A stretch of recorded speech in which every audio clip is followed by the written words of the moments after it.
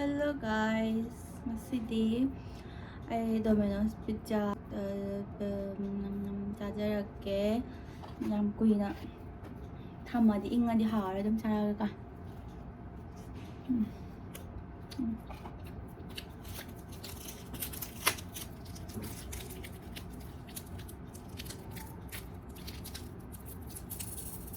Masidi ayam sour ya dulu na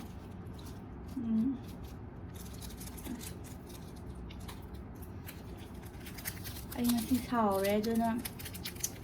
thì rồi là mặc cha và ngầm rồi nên yên ạ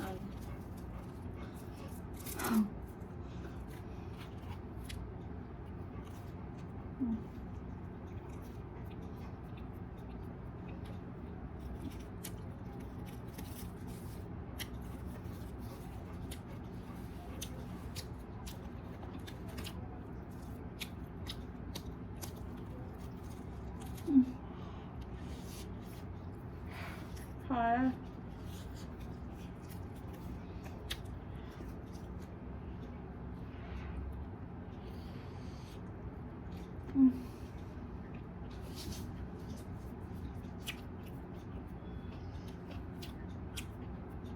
thôi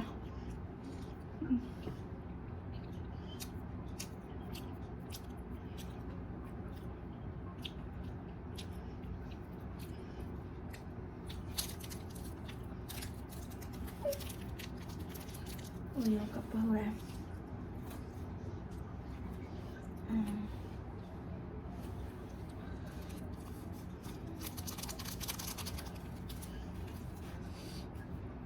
paneer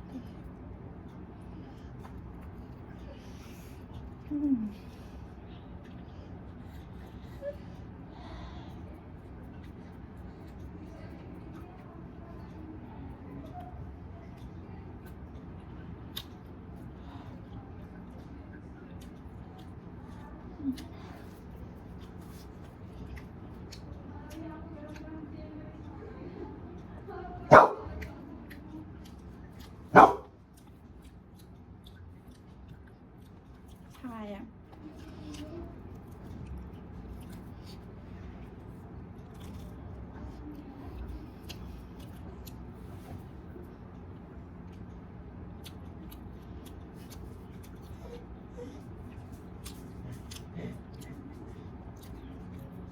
Phạt cho anh để thực ra bây giờ thì không có gì ra bây giờ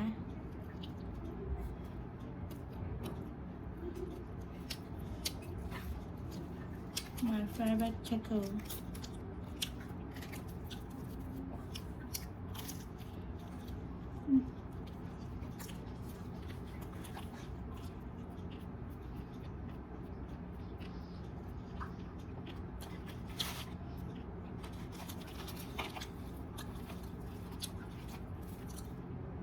ai đi mong mà hình làm hay rồi đó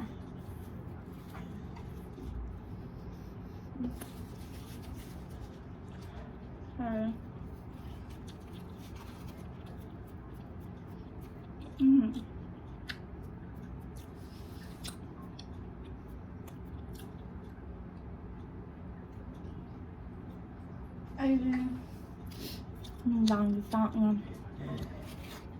tùng như bay mà khai tà rồi ai thì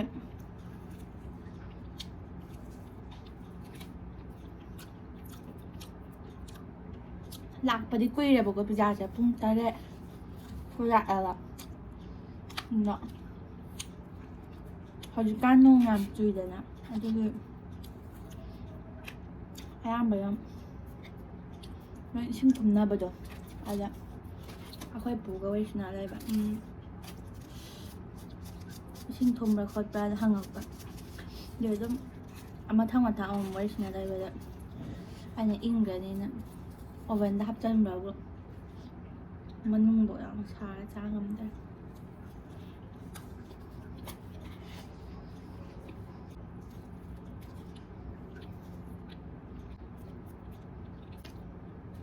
장안 luôn của tao vậy. Miền đấy.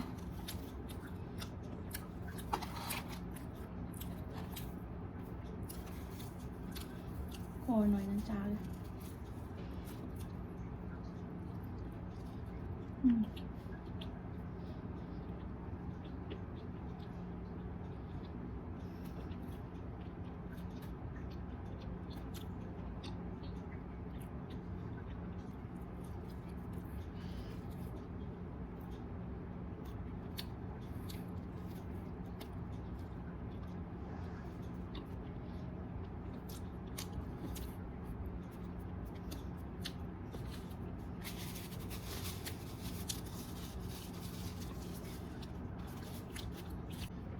sao hả bà ngầm cái đấy sẽ ngầm như cái khá là mà cái nào ngầm một cái bếp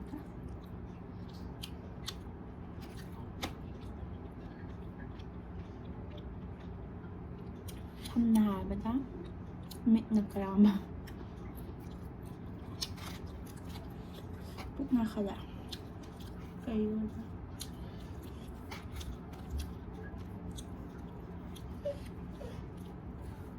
ngon quá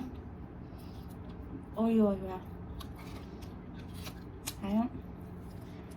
cái đó thức ở trong một bình cái palm này bạn ôi rồi kìa cái gì nhỉ mai bị độ là ngọt chạy đấy để thơm mong vậy ngái đây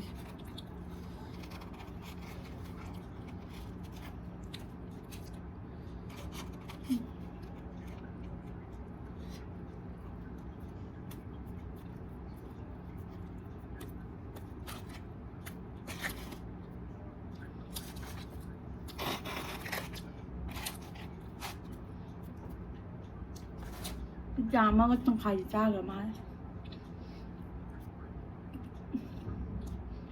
regular size akong Sephora a little bit birds cây cầu ba mo da birds cái nông cầu ba na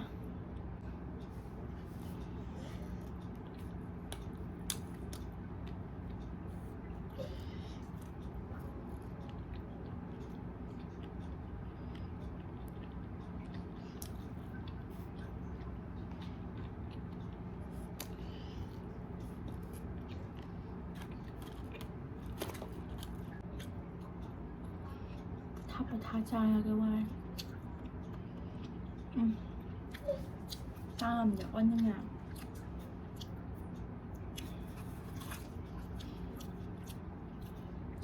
hai mi ăn như cùng mà chả mấy nào thì phải vậy thân để cha bây cha lên là